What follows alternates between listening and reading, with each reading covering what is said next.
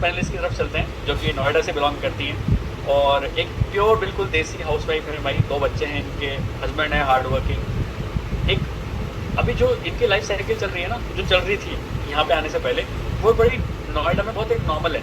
Flat में रहना, 2 बच्चे हैं जी, दोनों सुबह चले गए, हस्बैंड चले गए, वाइफ अपना घर पे ही है, सारा हाउस होल्ड देख रही है। ये बहुत कॉमन चीज़ है। बट इसी कॉमन चीज़ को अनकॉमन कैसे कर दिया कि आज इनके ही सोसाइटी वाले इनको पहचान लेते हैं और कहते हैं अरे आप तो वही है ना जो यूट्यूब पे वीडियो बनाते हैं, अरे आप तो यूट्यूबर है ना।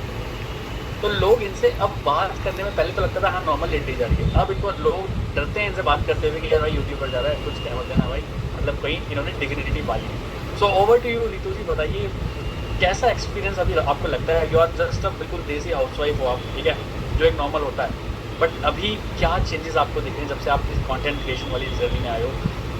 पड़ोसी अभी कैसे देख रहे हैं, रिलेटिव्स कैसे देख रहे हैं, और आपको खुद को कैसा फील होता है एज ए इंडिविजुअल कि यार फाइनली एक ऐसा प्लेटफॉर्म आपको मिल गया जो कि आप लाइफ टाइम इसको करना चाहते हैं? Very good.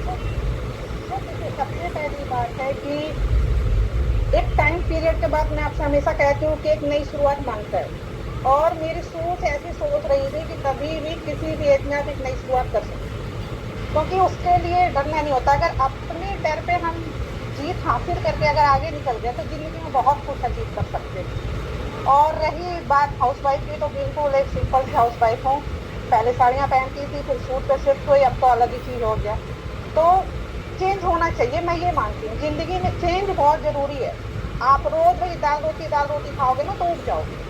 तो इसलिए जब हो गया कि जब पहले सबसे पहले तो कहीं और ही थी, फिर जब आपसे मुलाकात हुई, आपके साथ पीएलएफ में आई, तो 1 साल तक तो पता है कि भाई जैसे आपसे बातें होती थी, सब कुछ होता था, तो होता था कि आप कहते थे कि 1 साल तक ये बिजनेस हमको टेस्ट करता है।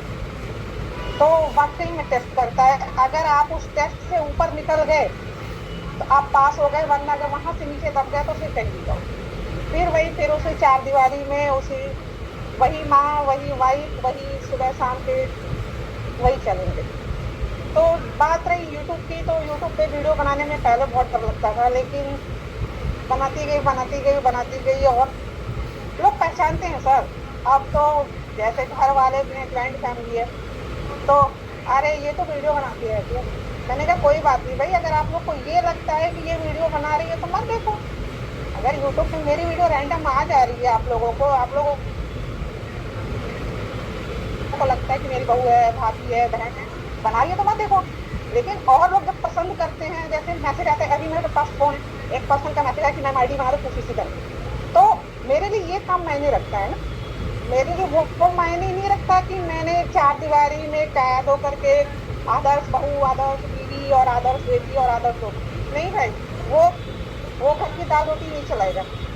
अगर आज मेट्रो सिटी में रह करके एक, आपको भी पता होगा कि मेट्रो सिटी में अगर एक पर्सन जॉब करने वाला है तो उस घर की क्या हालत होती है समझना पड़ेगा। वो बल्कि 1 लाख 1.5 लाख की सैलरी पे है, इतना भी हायर लेवल पे है, लेकिन जो हमारे खर्चे होते हैं, बच्चे पढ़ रहे हैं, सब कुछ पढ़ रहे हैं, तो जो खर्चे होते हैं तो कई वो चीजें होती हैं। बच्चे बड़े हो गए, सब कुछ हो गया, बेटा बड़ा हो गया, वो जॉब में लग गया, छोटा वाला भी बड़ा हो गया, तो भाई अपने लिए टाइम निकालना है ना।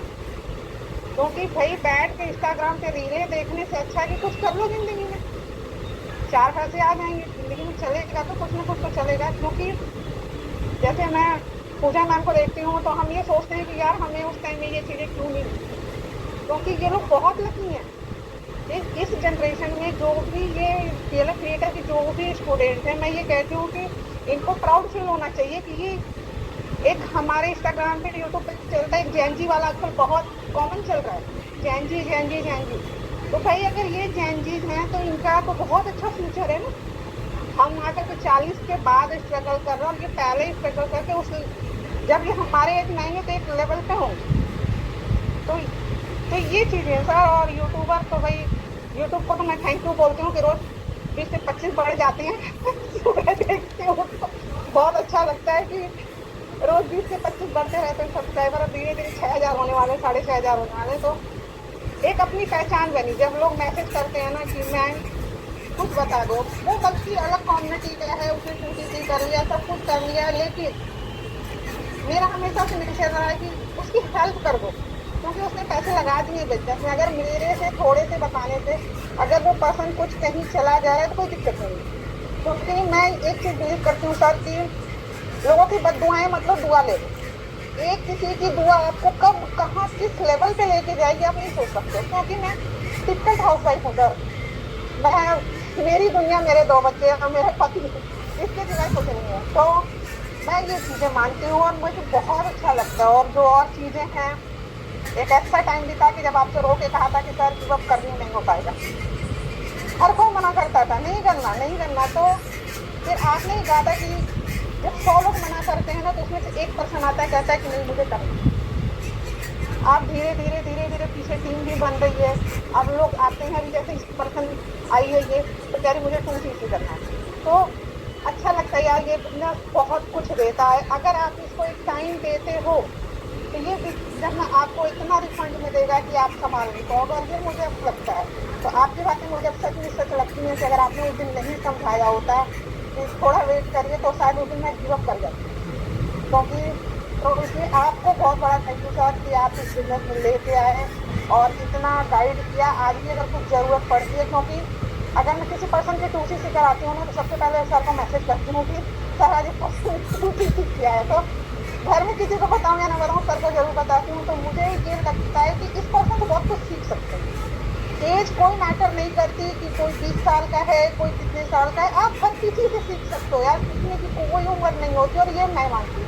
हो सके आप लोग ना मानते हो, मेरे बातों से नहीं सहमत हो, लेकिन मैं इस चीज को मानती हूँ और मैं हर किसी से सीखती हूँ। मैं पूजा मैं इनकी भी वीडियो से सीखती हूँ, क्योंकि इनके कुछ वीडियो को मैं फॉलो भी करती हूँ। क्रिएटर में 4-5 ऐसे पर्सन है जिनकी वीडियो में डेली देखती हूँ। और मैं ये कहती हूँ कि किसी को कॉपी मत करो। अगर आप किसी को कॉपी करोगे तो आप खुद में कुछ नहीं रह जाओगे। अगर नीतू सिंह किसी को कॉपी करेगी तो नीतू सिंह क्या है, कुछ नहीं है। तो आप उनसे कुछ अच्छी चीजें सीखो, फिर उसको अपने हिसाब से बना के रखो। तो मैं यहाँ जयंता से भी सीखती हूँ, क्योंकि इनकी जो इंस्टाग्राम के रील्स होती है भाई वो हम नहीं कर सकते, इस एज में हम नहीं कर सकते। नहीं ये मानती हूँ, लेकिन टैलेंट नहीं कर सकते नहीं कर सकते। हमें डर लगता है क्योंकि हमारी एक इमेज है ना, हमें डर लगता है कि लोग क्या बोलेंगे। तो ये चीज ये लोग कर सकते हैं तो इन लोगों से अच्छा भी लगता है। तो मेरी तो एक इमेज बन चुकी है कि एक टिपिकल हाउस वाइफ है। तो अब उससे एक बिजनेस वुमन की जर्नी शुरू हो गई है। तो थैंक यू सर सपोर्ट करने के लिए। तो बहुत बढ़िया। देखिए थैंक यू मुझे नहीं, थैंक यू अपने आप को बोलिए। सेम चीज़ सबको बताई जा रही है। 10 लोग रुकते हैं, 10 लोग चले जाते हैं। तो जो लोग यहाँ लीडर्स बन के बैठे हैं, जिन लोगों को अभी रिजल्ट आ रहा है ना, upline is just a one thing यार। 99% आपने ही किया। ये बहुत सीधी सी बात है। कोई भी डाउनलाइन जो आज सक्सेसफुल है वो अपने बलबूते पे है। ठीक है, yes upline is very important. Upline हमेशा आपको गाइड करते हैं, बट आपने गिव अप नहीं किया, तभी आप यहाँ कर रहे हैं। मैं आपको कितना ही रोक लूँ, मैं आपको ये हाथ थोड़ी जोड़ता नहीं तो जी प्लीज़ मत छोड़ो, मेरी तीर टूट गई। क्या मैं ऐसे बोलूँगा क्या? नहीं, मैं आपको बोलूँगा यार बिजनेस आपका है, आईडी पे नाम आपका है। आज आप छोड़ दोगे, वापस उसी लाइफ में चले जाओगे जहाँ पे 2 साल पहले थे। बट यहाँ टिके रहोगे तो ये आश्वासन मैं आपको देता हूँ कि आप आगे बढ़ोगे, पीछे कभी नहीं जाओगे।